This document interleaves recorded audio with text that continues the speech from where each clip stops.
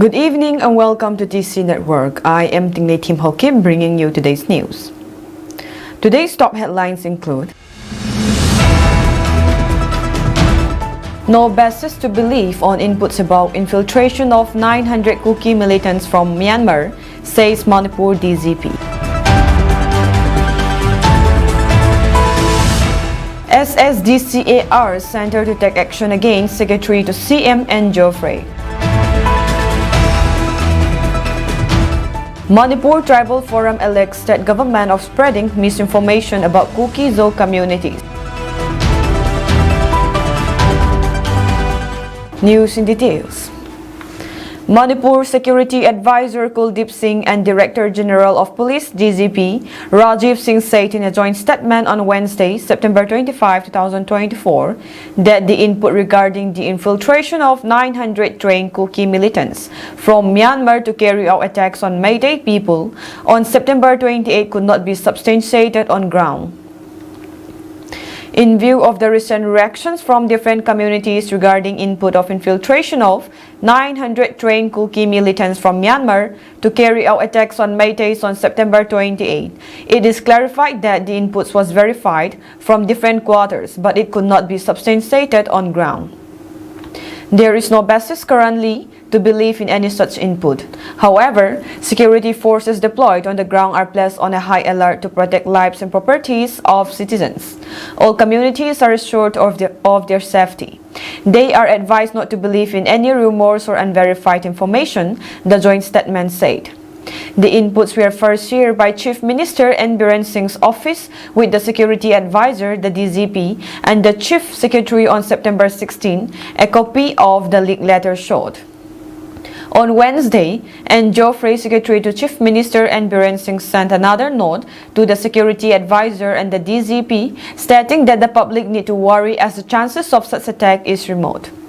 Based on information gathered on movement of armed groups, this office had shared intelligence inputs via UO not bearing number 1/25/2024 CM dated 16/09/2024 to enable police department to use its machinery and network to develop the said information so as to determine accountability. It is now ascertained that possibility of any such misadventure by armed groups is remote.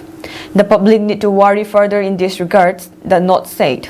However, on Wednesday, and Joffrey, Secretary to Biren Singh sent another note to the Security Advisor and the DZP stating that the public need not worry as the chances of such an attack is remote. Based on information gathered on movement of armed groups, this office had shared intelligence inputs via UO not bearing number 1/25/2024 CM dated 16/09/2024 to enable police department to use its machinery and network to deploy the said information so as to determine actionability. It is now ascertained that possibility of any such misadventure by armed groups is remote. The public need to worry further in this regard, the note said. The September 16 internal note said reports have been received that over 900 Kuki militants, newly trained in use of drone-based bombs, projectiles, missiles, and jungle warfare, have entered Manipur from Myanmar. They are reportedly grouped in units of 30 members each and currently scattered in the periphery and expected to launch multiple coordinated attacks on Meitei villages around 28 September 2024. Police departments is requested to take all necessary measures in this regard. The note created panic, followed which the Security Advisor convened a press conference on September 20 in Imphal. Singh said the government is aware of intelligence inputs regarding the entry of 900 Kuki militants on September 28, and unless it is proven wrong, it is 100% correct. A day later, the army, through a post on X, requested Singh to provide details on intelligence regarding the alleged entry of 900 Kuki militants from Myanmar, as such inputs have serious security implications. The post was later deleted. The Kuki people in Manipur share ethnic ties with the Chin tribe in Myanmar. India and Myanmar share a 1,643-kilometer border that runs along the states of Arunachal Pradesh, Nagaland, Manipur, and Mizoram. The border is unfenced. After ethnic tensions erupted in Manipur last year, India suspended the free movement regime along Myanmar in January this year and has also decided to fence the entire border at rupees 31,000 crore. At least 237 people have been killed in the ethnic violence between the tribal Kuki and the Meitei people since May 3, 2023. More than 60,000 people have been displaced from their homes. The Sangaikot Subdivision Chief Association (SSDCA) acknowledges the first step taken up by Security Advisor Manipur and Director General of Police Manipur on the rumor spread by N. Geoffrey, who is the Secretary to Chief Minister, that 900 armed Kuki militants are intruding into Manipur from Myanmar. With this regard, the SSDCA issued a press release appreciating the joint press release signed and issued by the Security Advisor Manipur and Director General of Police Manipur on 25 September 2024 after ascertaining the truth of Meitei government being involved in spreading rumors and fabricated input of entering 900 Kuki militants into Manipur from Myanmar, as circulated on 16 September 2024 by the Secretary to Chief Minister Manipur, the SSDCA. Through this press release, it has strongly demanded for the Government of India to take up action against N. Geoffrey, IAS Secretary to Chief Minister Manipur, who may be held now entirely accountable and responsible in creating all these ruckuses through many national media houses and local social medias with the influence of his boss, Migrant, CM, the main accused in the present conflict of the Kukis and Meiteis. It is needless to remind one and all again to say that the unduly actions of N. Geoffrey IAS has impacted many irreparable things, such as it has not only harmed the reputation and integrity of Kuki-Zo community, but also it has ignited more communal tension between the two communities already in volatile situations.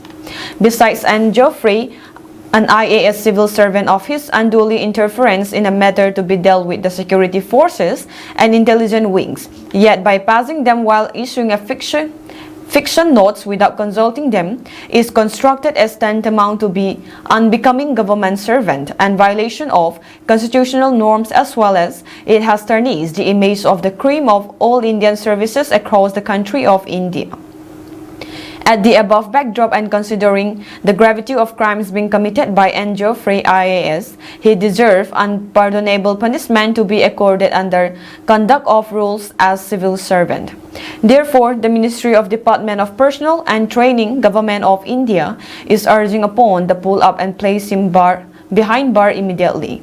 The release further said if no disciplinary action against him is initiated urgently, the SSDCA will be compelled to approach the judiciary system of the country to take up a suo motu case against him in due course of time for his gross violations of constitutional mandates and his deep involvement in spreading concocted news and coverting the democratic situation of Chief Minister's Secretariat into War Committee Room in collaboration with all stakeholders including VBIGs.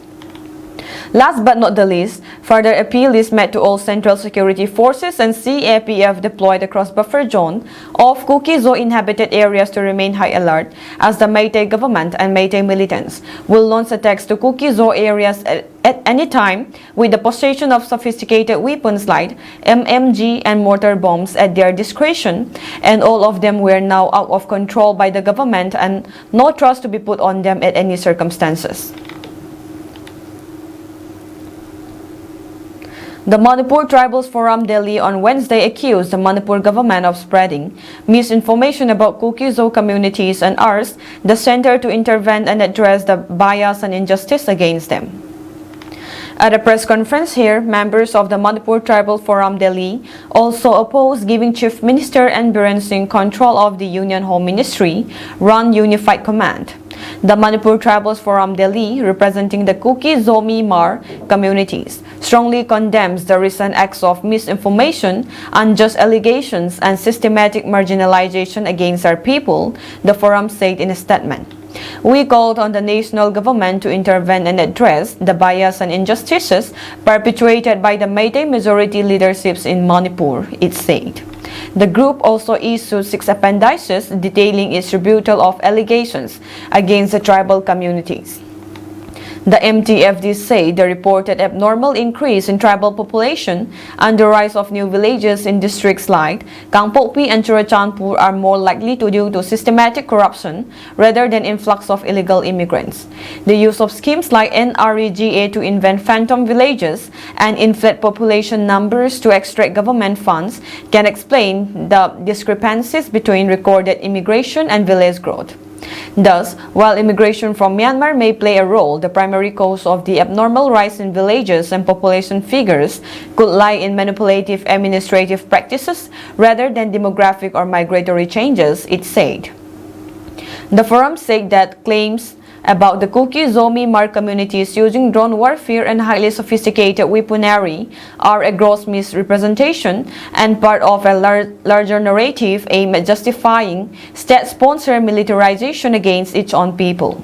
There has been no credible or concrete proof to support the claim that the Kuki Zomi Mar forces have access to weaponized drones.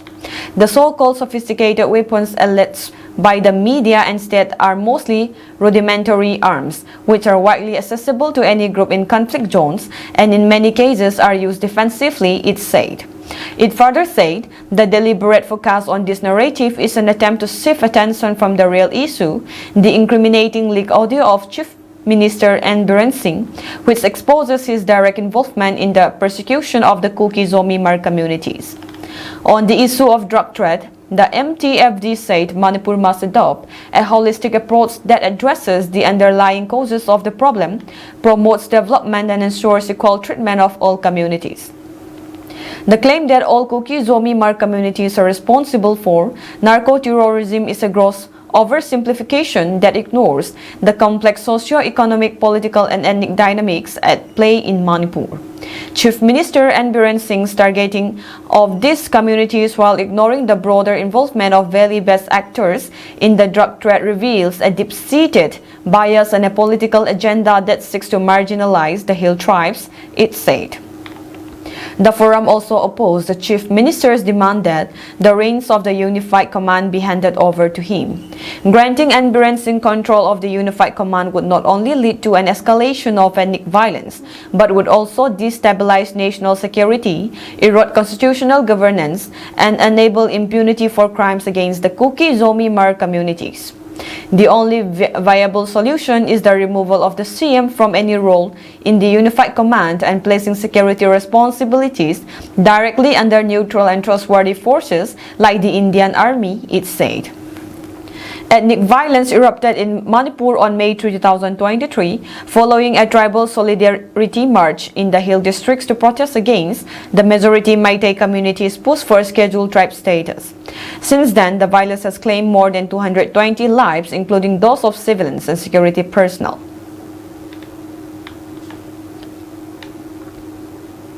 Today, the Committee on Tribal Unity organized a public rally in Kangpokpi district headquarters against the fake intel input of 900 Kuki militants from Myanmar by Manipur Security Advisor and Chief Minister Office. The protest displayed slogans that read, "Stop false narrative," "Justice delayed is justice denied," "Immediate action against Kuldeep Singh and N. Joffrey," and "We demand Kuki land." After the rally, Kotu leaders submitted a memorandum to the Kangui District Commissioner. The Anglo-Kuki War Centenary Gate, which is located between Monglin Pai and Leisang villages, constructed upon the Tedim Road, was renovated and cleaned up today under the leadership of Kuki in Churachandpur. The mass social work was executed as per the agreement met by Kuki in Churachandpur and its branches along with the student organization. Khoi Talui Area Youth Association, Monglin Pai Youth Club, and Leisang Youth Club members took active participation in the mass social work and cleaned up the Centenary Gate as well as its surrounding areas. Mention may be made that the Anglo-Kuki War Centenary Gate is built in remembrance of the contribution made by our forefathers during the 1917 to 1919 British War. This gate is a symbol of how our forefathers faced the Britishers for 3 years so as to protect and save our lands from their clutches. However, the Métis attempted to burn down this Anglo-Kuki War Centenary Gate on the afternoon of May 3, 2023, which sparks the ongoing Kuki-Métis ethnic clashes in the state. This gate shall always remind us of how brave and mighty our ancestors were. The surroundings of the gate was cleaned up today by the mass social work volunteers. The KSO Churachandpur extends their appreciation to all the participants of today's social work. The student body also urged the general public to respect this gate and prevent anyone who decided to destroy it from doing so. It may be highlighted that the Kuki in Manipur had announced the 2024 Anglo-Kuki War Memorial Day, which falls on the 17th of October, to observe these days as a day of prayer in every churches. In accordance with that, it has been planned to renovate the Anglo-Kuki War Centenary Gate and General Tintong statue Songpi Old Churachandpur in the near future.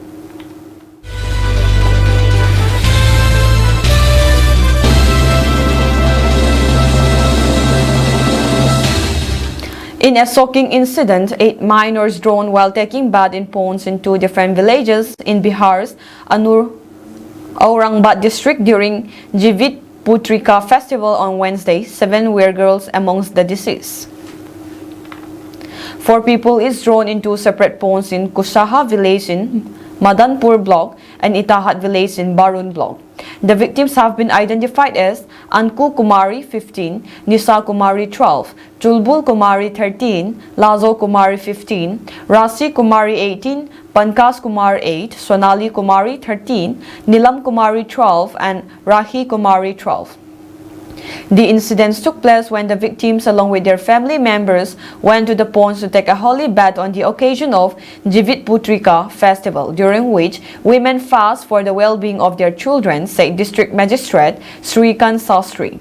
Officials concerned immediately reached the spot and retrieved them from the ponds and took them to the nearest hospitals where doctor declared them dead, the official added. Officials of the district administration and police are further examining the matter. Bihar Chief Minister Nitish Kumar condoled the deaths and announced an ex gratia amount of rupees 4 lakh each for the next of kin of the deceased. 7 men were killed and 1 was grievously injured when a speeding car rammed into a trailer truck on a highway near Himatnagar in Gujarat's Sabarkantha district early Wednesday morning, police said. Due to the impact of the crash, the car was badly mangled and the bodies were retrieved after hectic efforts, they said. Rescue teams had to use a gas cutter to remove the car scrap to pull out the bodies, an official said. The accident occurred on a national highway connecting Udaipur to Ahmedabad at around 6:30 a.m. according to police. 7 car occupants were killed in the accident, Superintendent of Police Vijay Patel said. The car was carrying 8 persons to Ahmedabad when it hit the trailer truck from behind while it was going ahead on the national highway, a Himatnagar police official said. 1 passenger was grievously injured and rushed to a civil hospital for treatment, he said. All the deceased were men hailing from Ahmedabad. Their identities were being confirmed, the official said. Police have recovered the bodies of a family of 5 from a car park on the Pudukkottai-Madurai highway in Tamil Nadu.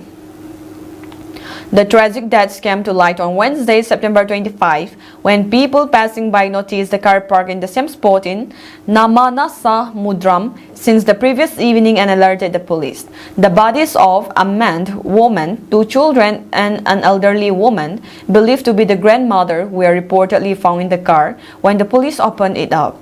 Report states that, according to initial investigations, police believe that the man died by suicide, killing his family as well.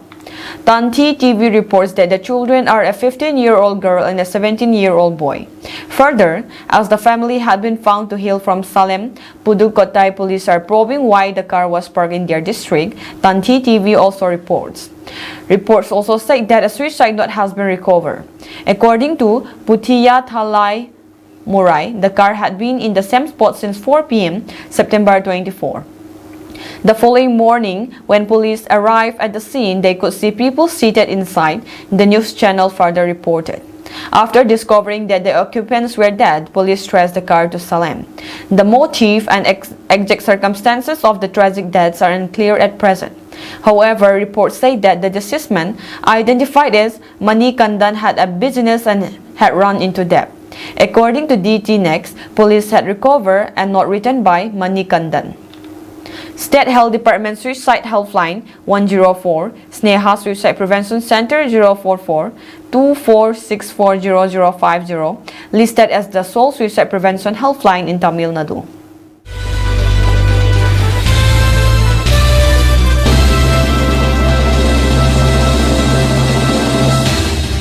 Vladimir Putin today issued a nuclear warning to the West in the event of a massive air attack on Russia. This includes the use of cruise missiles which the UK has supplied to Ukraine for Kyiv to target locations deep within Russian territory. President Putin's remarks came after his urgent meeting with Moscow's top security council to discuss Russia's nuclear deterrence. Russia's threats come amid rising concerns in Moscow over Ukraine being allowed by Western powers, especially the UK and US, to use cruise missiles against it. Last week, the UK reportedly cleared the use of its Storm Shadow cruise missile to be used to bomb Russia. UK Prime Minister Keir Starmer even flew to Washington, D.C. to meet US President Joe Biden. The two leaders reportedly discussed Ukraine's use of weapons on Russian soil. The Russian intelligence had information about such a possibility and had said earlier this month that it has become necessary for Moscow to revise its nuclear doctrine because of the West's escalation of the war in Ukraine. Speaking about the reports that the United States and United Kingdom are about to give clearance to Ukraine for Kyiv to launch cruise missiles on Russian soil, President Putin said in this month that the West would be directly fighting with Russia if it gave such permission to Ukraine, adding that Moscow would be forced to make appropriate decisions in such a scenario. Russia is the world's largest nuclear power. Together, Russia and the United States control 88% of the world's nuclear weapons. Russia's current nuclear doctrine was set in place by Vladimir Putin 4 years ago, before the war with Ukraine broke out. According to the current doctrine, Russia may use nuclear weapons in the scenario where it comes under a nuclear attack or if a conventional attack threatens the existence of the state. The United States and Russia have a nuclear treaty called the US-Russia New START Treaty, which entered into force on February 5, 2011. Under the treaty, the United States and the Russian Federation have 7 years to meet the treaty's central limits on strategic offensive arms and are then obligated to maintain those limits for as long as the treaty remains in force. According to the U.S. State Department, this treaty enhances U.S. national security by placing verifiable limits on all Russian deployed intercontinental range nuclear weapons. The United States and the Russian Federation have agreed to extend the treaty through February 4, 2026. According to a Reuters report, the Kremlin said that any discussions about a replacement of the US-Russia New START Treaty, which expires in 2026, would need to take into account European nuclear potential shorthand for the arsenals of Britain and France. We have not yet received a response from the Americans to this, but of course an agreement is needed and negotiations should begin as soon as possible, Peskov said when asked about a possible replacement for the New START Treaty. Former U.S. President and Republican presidential candidate Donald Trump on Wednesday hit out at Iran, saying it will blow to smithereens if the Islamic country is involved in assassination attempts on former presidents and presidential candidates. This came as Trump alleged big threats to his life from Iran after surviving 2 assassination attempts in 2 months. If I were the president, I would inform the threatening country, in this case, Iran, that if you do anything to harm this person, we are going to blow your largest cities and the country itself to smithereens. We are going to blow it into smithereens, Trump said amid cheers at a rally in Minhall, North Carolina. There have been 2 assassination attempts on my life that we know of, and they may or may not involve, but possibly do, Iran, but I don't really know, he added. Trump made the remarks after U.S. intelligence officials briefed him on Tuesday on real and specific threats from Iran to assassinate him, according to his campaign. Federal authorities are investigating the assassination attempts on Trump at his Florida golf course earlier this month and at a rally in Pennsylvania in July. There has been no indication of involvement of Iran or any other foreign power in both the incidents. During the North Carolina rally on Wednesday, Trump questioned why Iranian President Masoud Pezeshkian, who is in New York for the UN General Assembly, is being protected by U.S. law enforcement. "We have the president of Iran in our country this week. We have large security forces guarding him. And yet they are threatening our former president and the leading candidate to become the next president. Certainly a strange set of circumstances," said Trump, who faces Vice President and Democrat Kamala Harris in the November 5 election. On Tuesday, Trump alleged big threats to his life from Iran and that an attack on him was a death wish for the attacker. "Big threats to my life from Iran. The entire U.S. military is watching and waiting. Moves were already made by Iran that did not work out, but they will try again. Not a good situation for anyone. I am surrounded by more men, guns and weapons that I have ever seen before," he tweeted. On July 13, Trump narrowly survived a shooting when a bullet grazed his ear during a campaign rally in Butler, Pennsylvania. The second failed assassination attempt took place on September 15 when the former president was at the Trump International Golf Club in West Palm Beach, Florida. Ryan Wesley, wrote, 58, who was spotted outside the golf course with a gun, was charged on Tuesday for attempting to assassinate a major presidential candidate. Hezbollah said Wednesday it had fired a ballistic missile targeting Israeli spy agency Mossad's headquarters near Tel Aviv, saying that recent attacks on the militant group had been planned there. It is the first time the group has claimed a ballistic missile strike since its nearly year-long battle with Israel began after Hamas carried out its October 7 attack. Earlier Wednesday, Israel's military had said it intercepted a missile fire from Lebanon after sirens sounded in Tel Aviv. The Islamic Resistance launched a Qadr-1 ballistic missile at 6:30 a.m. on Wednesday, 25/9/2024, targeting the Mossad headquarters in the outskirts of Tel Aviv, Hezbollah said in a statement. This headquarters is responsible for the assassination of leaders and the explosion of pagers and wireless devices, it added, referring to attacks last week that killed scores in Lebanon, including a top commander. It also said the strike was carried out in support of the people of Gaza and in defense of Lebanon and its people. Longtime foes Hezbollah and Israel have been locked in nearly daily exchange of cross-border fire since Palestinian militant group Hamas launched an unprecedented attack on Israel on October 7. The Hamas attack sparked a war in Gaza that has drawn in Hezbollah and other Iran-backed militants from across the Middle East. The focus on Israel's firepowers have shifted sharply from Gaza to Lebanon in recent days.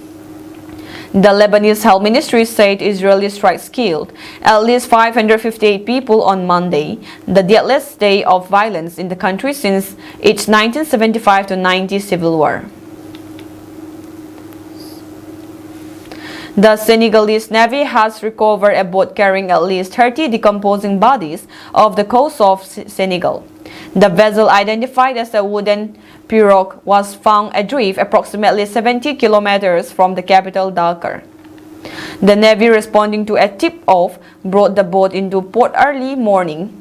A military statement on X, formerly Twitter, confirmed the discovery and detailed the challenges faced by recovery teams. Recovery, identification, and transfer operations are being made extremely delicate by the advanced state of decomposition of the bodies, the statement read. The grim find underscores the perilous nature of migrant journeys across the Atlantic Ocean, particularly from West Africa to Spain's Canary Islands. Authorities suspect the boat was part of a growing number of vessels attempting this treacherous journey, which spans more than 1,500 kilometers. Given the state of the bodies, it is believed that the migrants had been adrift for several days before their boat was discovered by local fishermen. The Navy has launched an investigation to determine the boat's origin, its intended destination, and the number of people originally on board.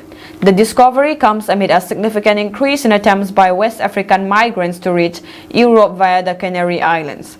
Despite the extreme danger posed by this route, many are driven by unemployment, poverty, and conflict in their home countries. Senegalese fishermen, who once made a living from the sea, have found their livelihoods threatened by the presence of foreign trawlers, forcing some to turn to either migration or smuggling. The Atlantic route to the Canary Island has become increasingly popular among migrants because it requires a single, albeit hazardous, ocean crossing rather than the multi-stage journey across the Sahara Desert and the Mediterranean Sea. According to Frontex, the European Borders Agency, the Atlantic route saw a 161% increase in migrant crossings in 2023 compared to the previous year. In response to the rising number of migrant-related deaths, the Senegalese government announced a 10-year plan in August aimed at curbing illegal migration. This initiative comes as the authorities have intercepted hundreds of migrants attempting to leave Senegal's shores in recent weeks. Despite these efforts, the lure of a better life in Europe continues to drive young men from West Africa to embark on these perilous journeys. The UN reported that around 40,000 migrants reached the Canary Islands last year, highlighting the scale of the migration crisis in the region.